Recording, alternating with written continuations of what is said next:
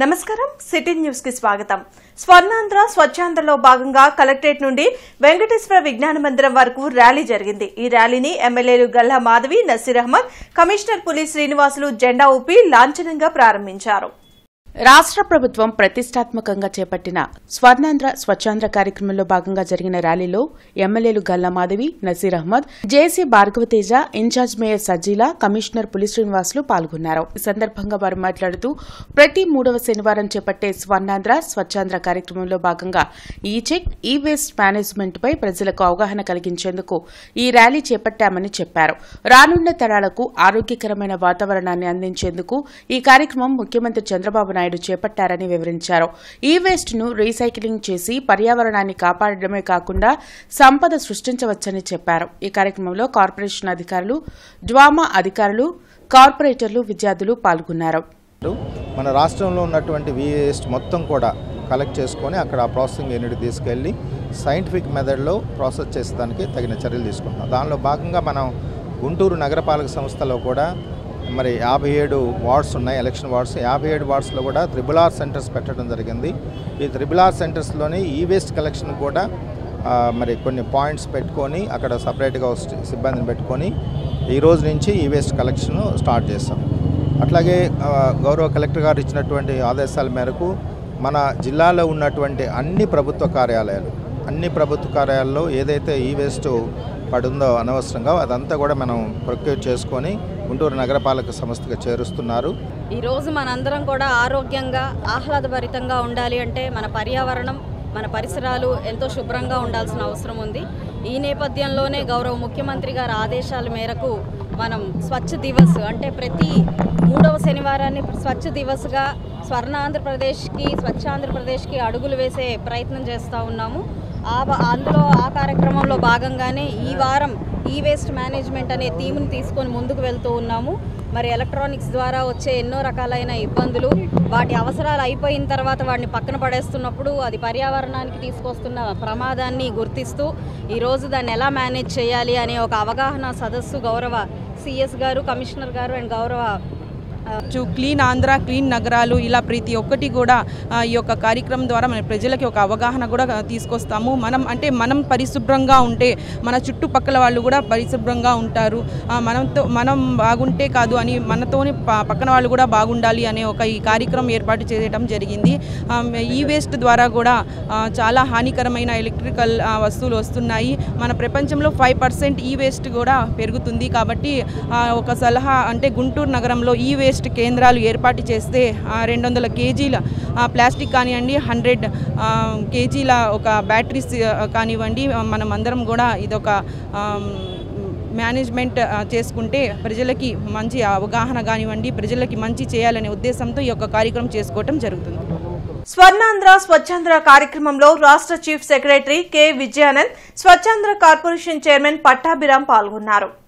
వెంకటేశ్వర విజ్ఞాన మందిరంలో ఏర్పాటు చేసిన ఫోటో ఎగ్జిబిషన్, స్టాల్స్ ప్రదర్శన కార్యక్రమంలో రాష్ట్ర chief secretary K Vijayanand, Swachhandhra corporation chairman Pattabhiram, ఎమ్మెల్యేలు Boola Ramanjaneyulu, Naseer Ahmed, collector Nagalakshmi, JC Bhargavateja, in charge mayor Sajjila పాల్గొని ఈ వేస్ట్ మేనేజ్మెంట్ గురించి అడిగి తెలుసుకున్నారు.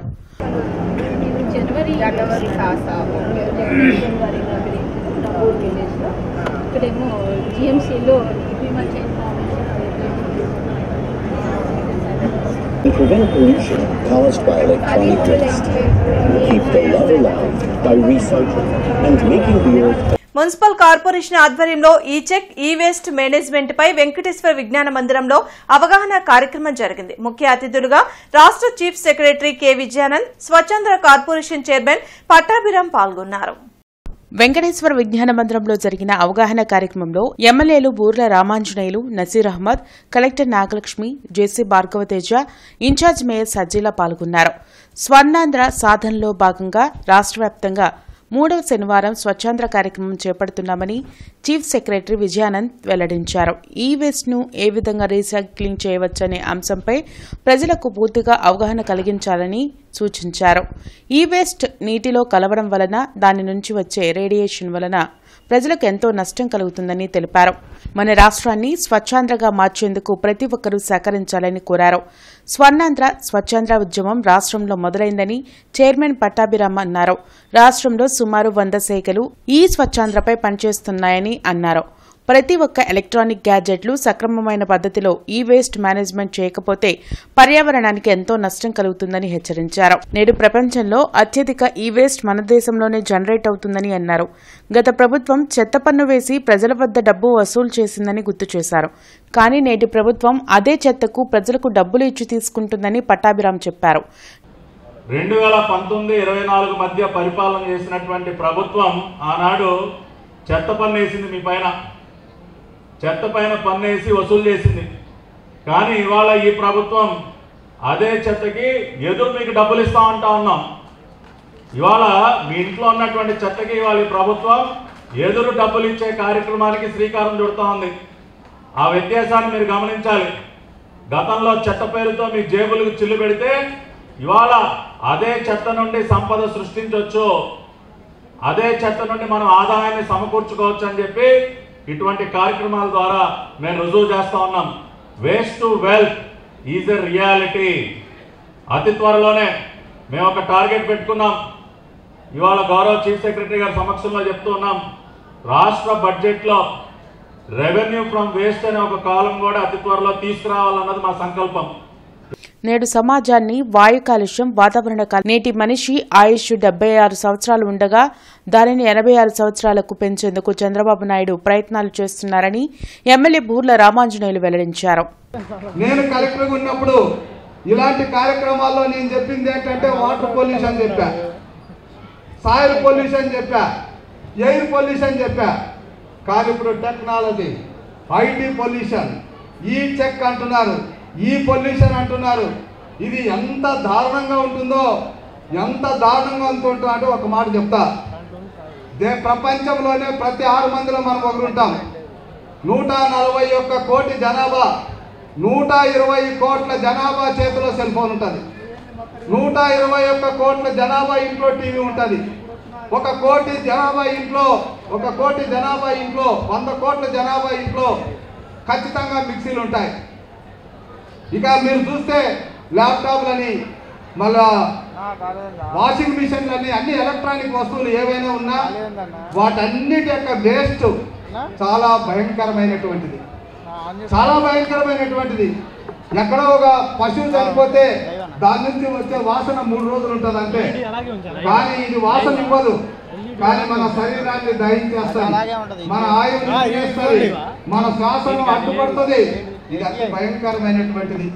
ఇలాంటి దాన్ని మనము రూపుమాపాలంటే దీనికి అవేర్నెస్ కావాలి. ఈ అవేర్నెస్ కావడానికే ఈ రోజు ఈ కార్యక్రమాన్ని తీసుకురావడం జరిగింది.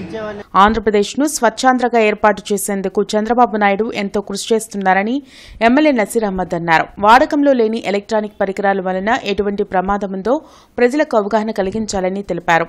ఎలక్ట్రానిక్ కంపెనీలు బైబ్యాక్ ఆఫర్ పెట్టి వినియోగంలో లేని ఈ వేస్ట్ పరికరాలను సేకరించే విధంగా వారిని ప్రోత్సహించాలని సూచించారు. మిస్యూజ్ అయిపోయింది, అది యూజ్ అయిపోయిన తర్వాత ఈరోజు కొత్తగా స్క్రాప్ పాలసీ వచ్చింది. స్క్రాప్ పాలసీలో కార్స్ అటువంటివి తీసుకుంటున్నారు. కాబట్టి ఈ వేస్ట్ను కూడా ప్రతి ఒక్క మొబైల్ షాప్ దగ్గర నుండి ఎలక్ట్రానిక్ వస్తువు ఎవరైతే అమ్ముతారో, ఎవరైతే ఏ కంపెనీ అయితే మ్యానుఫ్యాక్చరింగ్ చేస్తుందో అటువంటి కంపెనీ తప్పకుండా ప్రజల దగ్గర నుండి అటువంటి వేస్ట్ని కలెక్ట్ చేసేటువంటి కార్యక్రమాన్ని కూడా వాళ్ళకు ఒక బాధ్యతగా ఇస్తే తప్పకుండా మన రాష్ట్రంలో కానీ దేశంలో కానీ ఈ వేస్ట్ సమస్యను కొంతవరకు మనందరం కూడా నిర్మూలించవచ్చు అనేటువంటి విషయాన్ని గౌరవ సిఎస్ గారికి ఒకసారి విన్నవిస్తా ఉన్నా. అంతేకాకుండా ఈరోజు మనందరికి కూడా తెలుసు, వాడుతున్నటువంటి ఈ వేస్ట్లో కేవలం 1% మాత్రమే మళ్ళీ కలెక్షన్ చేసేటువంటి కార్యక్రమం ఈరోజు జరుగుతూ ఉంది. ఈ వేస్ట్ ఏదైతే మనం పడేస్తా ఉన్నాం, దీనివల్ల కేవలం అది వాటర్లో పడేస్తే నీళ్లు పొల్యూషన్ అవుతాయి, గాలిలో దానివల్ల వచ్చేటువంటి గ్యాసెస్ గాలిలో పొల్యూషన్ జరుగుతుంది. ప్రతి నెల 3వ శనివారం ఏదో ఒక థీమ్ తీసుకుని ముందుకు వెళ్తున్నామని కలెక్టర్ నాగలక్ష్మి వెల్లడించారు. ప్రజల ఆరోగ్యాలకి ఎలాంటి ముప్పు ఉంటుందని అంశంపై అవగాహన కార్యక్రమం చేపట్టామన్నారు. స్టాల్స్ ఏర్పాటు చేసి ఎలక్ట్రికల్ వేస్ట్ సేకరించే కార్యక్రమం ఏర్పాటు చేశామని అన్నారు. నగరంలో ఉన్న ప్రజలు తమ వద్ద ఉన్న పాత ఎలక్ట్రానిక్స్ పరికరాలను ఇక్కడికి తెచ్చి ఇచ్చి నగదు పొందాలని కలెక్టర్ కోరారు. ఈ కార్యక్రమంలో జిల్లా ఉన్నతాధికారులు, కార్పొరేటర్లు పోతురాజు సమత, బాబు, కూటమి నేతలు, విద్యార్థులు పాల్గొన్నారు. సో మనకి పద్ధతి అనేది ప్రస్తుతానికి ఇంకా మంచిగా లేనప్పటికీ ఇవాళ నుంచి మనం జిల్లాల్లో అన్ని పంచాయత్స్లోనూ అన్ని కార్పొరేషన్స్లోనూ ఈ వేస్ట్ కలెక్షన్ సెంటర్స్, ఈ RRR సెంటర్స్ అనేది స్టార్ట్ చేస్తున్నాము. సో మీ ఎవరి దగ్గర ఈ వేస్ట్ ఉంటే ఈ సెంటర్స్లో వచ్చి, అంటే ఇక్కడ గుంటూరు నగరంలో అయితే ప్రతి సచివాలయంకి ఒక సెంటర్ స్టార్ట్ చేస్తాము. సో మీరు అందరూ వచ్చి మీది హ్యాండ్ ఓవర్ చేయొచ్చు. హ్యాండ్ ఓవర్ చేసినప్పుడు దానికి పేమెంట్ తీసుకొని ఈ వేస్ట్ రీసైక్లర్స్ నుంచి మనకి గవర్నమెంట్ నిర్ణయించిన ప్రైస్ కూడా కేజీకి ఇంత అనేది మనం మీ అందరికీ కూడా ఇవ్వడం జరుగుతుంది. సో అందరూ కూడా పెద్ద ఎత్తున ముందు ఈ వేస్ట్ని ఎక్కడ పడితే అక్కడ డిస్పోజ్ చేయకుండా ఖచ్చితంగా ఒక సస్టైనబుల్ మేనర్లో డిస్పోజ్ చేయడానికి ఈ RRR సెంటర్స్కి సర్దార్ గౌతుల చిన్న 19వ వర్ధంతి కార్యక్రమం ఘనంగా నిర్వహించారు. ఎమ్మెల్యేలు నక్క ఆనంద్ బాబు, నసీర్ అహ్మద్, ఇతర నేతలు లచ్చన్న విగ్రహానికి పూలమాలలు వేసి నివాళులర్పించారు. జీవితాంతం బలహీన వర్గాల కోసం ఎన్నో ఉద్యమాలు చేసిన పేదల ఆశాజ్యోతి గౌతు లచ్చన్న అని ఎమ్మెల్యేలు నక్కా ఆనందబాబు, నజీర్ అహ్మద్ తెలిపారు. దేశంలో సర్దార్ వల్లభాయ్ పటేల్ తర్వాత సర్దార్ అనే గౌరవం పొందిన ఏకైక వ్యక్తి అని కొనియాడారు. స్వాతంత్ర్య సమరయోధునిగా, రైతు ఉద్యమకారునిగా, రాజకీయ నాయకుడిగా గౌతు లచ్చన్న సాగించిన ప్రయాణం స్ఫూర్తిదాయకంగా నిలిచిందన్నారు. రాజకీయాల్లో ఒక విలువలను నేర్పించినటువంటి వ్యక్తులు, రాజకీయాల్లో అధికారం ఉన్నా లేకపోయినా అపోజిషన్లో కూడా వాళ్ళ యొక్క వాడిగా ఉండేటటువంటి మాటలతో, వాళ్ళ యొక్క వాక్చాతుర్యంతో, వాళ్ళకు ఉన్నటువంటి నాలెడ్జ్తో ప్రజల్ని ఎంతో చైతన్యవంతం చేసి ముందుకు నడిపించినటువంటి గొప్ప వ్యక్తులు గౌతు లచ్చన్న గారు. అటువంటి వ్యక్తుల్ని తెలుగుదేశం పార్టీ ఆ రోజున ఎన్టీ రామారావు గారు పార్టీలో చేర్చుకొని ఎంతో గౌరవం ఇచ్చి వారి అడుగుజాడలు, వారు చూపించినటువంటి మార్గంలో ఈ పార్టీని నడిపించడానికి కూడా బాటలు వేసినటువంటి పరిస్థితి. అదే బాటలో ఇవాళ చంద్రబాబు నాయుడు గారు, మరి లచ్చన్న గారి కుమారుడు కానీ, ఆయన మనవరాలు కానీ, వాళ్ళందరూ కూడా తెలుగుదేశం పార్టీకి అంకిత భావంతో ఇవాళ పనిచేస్తూ ఉన్నారంటే తెలుగుదేశం పార్టీ గౌతు లచ్చన్న గారి సిద్ధాంతాలకు ఆకర్షితులై పనిచేసే పార్టీ అనేది దీన్ని బట్టి అర్థమవుతూ ఉంది. స్వచ్ఛ ఆంధ్రప్రదేశ్ స్వచ్ఛ దివస్ కార్యక్రమంలో భాగంగా అమరావతి గ్రామంలోని మ్యూజియం సెంటర్ నుండి గాంధీ విగ్రహం వరకు స్వచ్ఛ అమరావతి కార్యక్రమం జరిగింది. కార్యక్రమంలో పెదకూరుపాడు ఎమ్మెల్యే భాష్యం ప్రవీణ్ పాల్గొన్నారు. ఈ వ్యర్థాల నిర్వహణపై అవగాహన కల్పిస్తూ అధికారులు, ప్రజాప్రతినిధులు, నాయకులు పాల్గొన్నారు. కొమ్మలపాటి సాయి సుధాకర్ నిర్మిస్తున్న సుమతి శతకం చిత్రం వైకుంఠపురంలో ప్రారంభోత్సవం సందర్భంగా భాష్యం ప్రవీణ్ శుభాకాంక్షలు తెలిపారు. నా వంతు కృషిగా స్వచ్ఛత కార్యక్రమాల కొరకు శ్రమదానం చేసి పరిశుభ్ర ఆంధ్రప్రదేశ్ సాధించే సంకల్పానికి కట్టుబడి ఉండాలని ఈ రోజు పరిశుభ్రత గురించి నేను వేసిన ఈ ముందడుగు ఆంధ్రప్రదేశ్ రాష్ట్రాన్ని, అమరావతి ప్రాంతాన్ని శుభ్రపరచడంలో సహాయం చేస్తుందని నమ్ముతూ ఈ రోజు నుండి నా తోటి వారికి స్వచ్ఛతపై మరియు ఎలక్ట్రానిక్ వ్యర్థాలను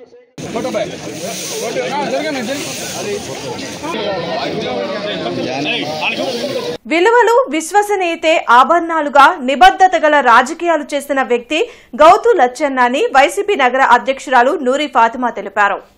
ఆయన ఆశయ సాధనకు ప్రతి ఒక్కరూ అంకితమవ్వాలని పిలుపునిచ్చారు. ఆర్టీసీ బస్టాండ్ వద్ద ఆయన విగ్రహానికి పూలమాలలు వేసి నివాళులర్పించారు. 19వ వర్ధంతి సందర్భంగా ఆయనకి నివాళులు అర్పించుకుంటున్నాము.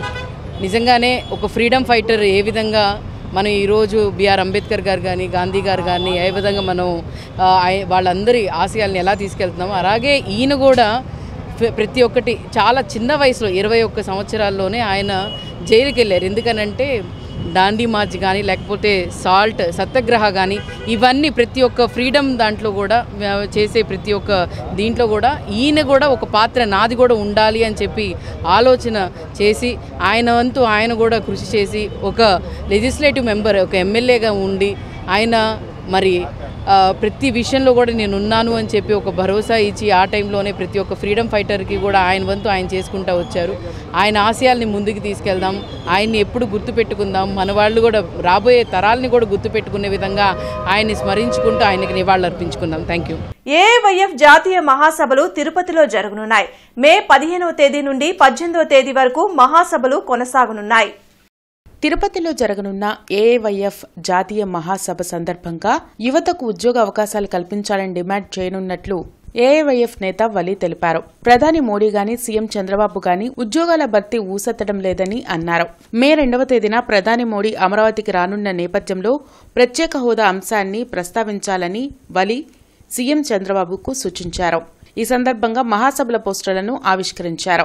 మరికొద్ది రోజుల్లో నరేంద్ర మోడీ గారు అమరావతికి రానున్నారు కాబట్టి ఆ చెవిలో ఏదో మీరే చంద్రబాబు గారు నరేంద్ర మోడీ గారు చెవిలో చెప్పండి, నువ్వు కనుక ప్రత్యేక హోదా ఇవ్వకపోతే, విభజన హామీలు ఇవ్వకపోతే ఆయన నరేంద్ర మోడీ గారి చెవిలో నేను మీకు మద్దతు ఉపసంహరించుకుంటానని చెవిలో చెప్పండి చాలు, అన్ని నిధులు మనకి అయ్యే వస్తాయి. 90% అంటే ప్రత్యేక హోదా వస్తే, విభజన హామీలు వస్తే ఉత్తరాంధ్ర రాయలసీమకు ప్రత్యేక ప్యాకేజీ వచ్చింది. ప్రత్యేక హోదా వల్ల 90% మనం ట్యాక్స్ కట్టే పని ఉండదు.